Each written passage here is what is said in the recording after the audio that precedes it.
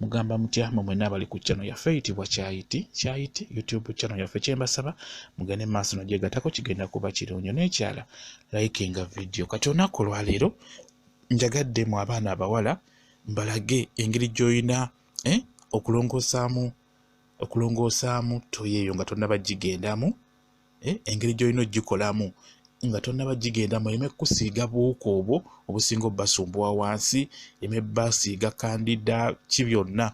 Oba ogigenzeemu toyi, funa omo mulungi nnyo atta bulungi obuwuka.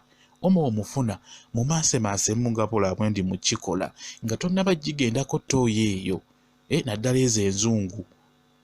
Toyi oba yakutuulako oba yakusitamako naye nga nzungu bwetyo, sooka omaasemaasemu omo nga bwolaba. Funa omo, oba ofunye omo ajja kukola bulungi nnyo, n'oba olina gwe bayita viimu oba jiiki naye akola bulungi, atta bulungi obuwuka obwo. Ekyo nkikula. Kati bw'omala okuteekamu omo oyo n'omumaasamaasaamu, toyi gifulasinge. Fulasinga toyi eyo kwegamba esooke yeeyoze nga tonnaba gigendamu. Gifulasinge nga bwolaba, esooke yeeyoze yo nga bwolaba nga tonnaba gisitamako. Kuba obuwuka obwo buli woyiwako sabbuuni buba bugenda kufa, obulala bujja kukirira wansi, obulala buba bugenda kufa. Ekyo nkikubuulira. Kati ositame ku toyi eyo nga nnyonjo. Kati omala ogifulasinga nga bwolabye, ddamu omaaseeko lusabbuuni otonotono olwo ositameko. Okitegeera, okole emirimu gyo.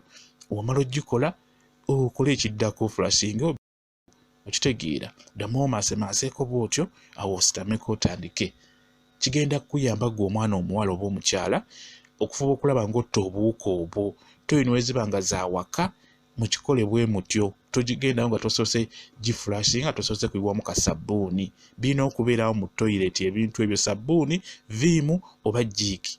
Ebintu ebyo bisatu ndoza biba bya pawuda. Jiiki wa pawuda wensuubira, ne viimu naye wa pawuda, ne sabbuuni oyo gwe bayita omo yenna mulungi nnyo ku nsonga eyo okutta obuwuka. Kikole bwe kityo, kigenda kukuyamba okubeera nga tofuna buwuka obwo wansi obubasumbuwa mmwe abakyala, abaana abawala. Ennaku zino omwana muto aba wa myaka 14 naye n'afuna obuwuka, obulwadde obwo infection n'azifuna nga tannatandika by'abasajja, naye n'afuna obuwuka obwo ne bumugenda wansi n'alwalira ddala. N'afuna oba kandida yennyini n'amufuna. Kuba gwe omukyala obusinga obeera olina kandida n'ogenda mu toyi ng'eyo n'ogisitamako, obuwuka obwo obulekayo. Kati obuwuka obwo oteekeddwa okubutta. Olina kubutta na sabbuuni bw'otyo nga bw'olabye. Kijja kuba kiyamba bano abaana bo, bano abaana abatannaba kutandika bya kikulu, bw'oba tebujja bakwata. Naye buli woogaana okikola, obuwuka obwo bujja bakwata. Kuba ennaku zino emibiri gyaffe, n'oba mwana muto, emibiri gyaffe gyanafuwa, emibiri minafu. Temwagala kulya bintu bikomyawo maanyi mibiri gyammwe.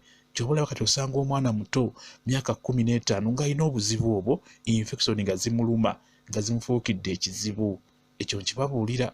Kati n'olwekyo mugezeeko okuyonja toyi ezo, n'oba ogenda gigendamu nga wagikoze otya, ddamu oyiwemu kasabbuuni ofulasinge, kiyambe obuwuka obwo okufa.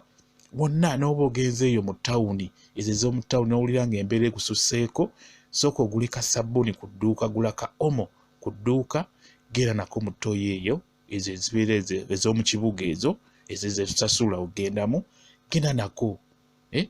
Kayiweemu era okole bw'otyo olyoke ogisitameko. Singa oyiwamu sabbuuni, gwe yiwamu nga mungi, kati ngeze ez'omu kibuga ng'oyagala gisitamako, yiwamu sabbuuni bulungi nnyo omale ositameko. Obuwuka bugenda kufa. Ekyo nkikubuulira. Njagadde nkibalagemu abakyala okusinga njagadde kiraga mmwe bakyala, kuba mufuna nnyo obuzibu ku toyireti ng'ezo ez'okutuulako, ez'okusitamako, zonna olina kikola bw'otyo, naddala ezo enzungu zesinza okutunuulira ku mmwe abakyala, kuba kati zesinga obungi. Ku mmwe abakyala nsinza kutunuulira ezo. Oyinza okumbuuza ate kati ffe abalina toyi zino ez'ebinnya tukole tutya mu abakyala? Toyi ezo ez'ebinnya ng'oyagala ogiyonja nga tonnagendayo, osobola okufuna evvu eryo ery'ekyoto oba ery'essigiri. Evvu ddungi nnyo nalyo mu kutta obuwuka obwo.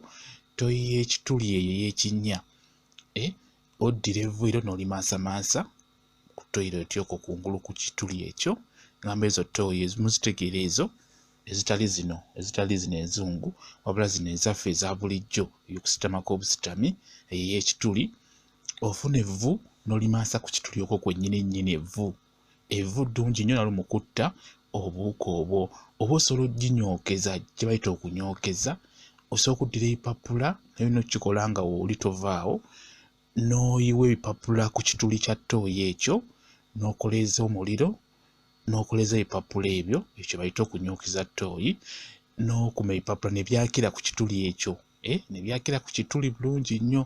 Omuliro ogwo guba gujja kwokya obuwuka obwo oba ebbuguma eryo liba lijja kutta obuwuka obwo bufe. Obwo obusinga okuleetera abakyala obuzibu ng'ositamye ku ttooyi ng'ezo, kuba obulwadde omusinga bujja ku ttooyi okwo wamu n'abasajja bo basiiga. Naye nga bwe mbagambye nti osanga omwana omuto nga tannatandika by'abasajja naye n'afuna obulwadde obwo bw'owansi ze bayita infection ezo, ekitegeeza ttooyi ziba nkyafu, ziba n'obuwuka, kuba bwo tojja bulaba buba butini. Kati n'olwekyo ttooyi y'ekituli eyo yaffe eya bulijjo, funa evvu omaasemaanseeko evvu ku kituli, obuwuka buba bujja kufa. Oba oginyookeze, naye ekyokunyookeza olina okubeerawo, tovaawo paka omuliro we guzikira. Bwe kityo bwe kiri kijja kuba kiyamba okutta obuwuka obwo otuuka ogenda ku ttooyi eyo nga tofuna buzibu bwonna. Bwe kityo bwe kiri. Baagala nnyo mmwe mwenna abali ku channel yaffe eyitibwa Kyayiti YouTube channel yaffe. Kye mbasaba mugende mu maaso n'ogyegattako, kigenda kuba kirungi nnyo. Mubeere bulungi, mweraba.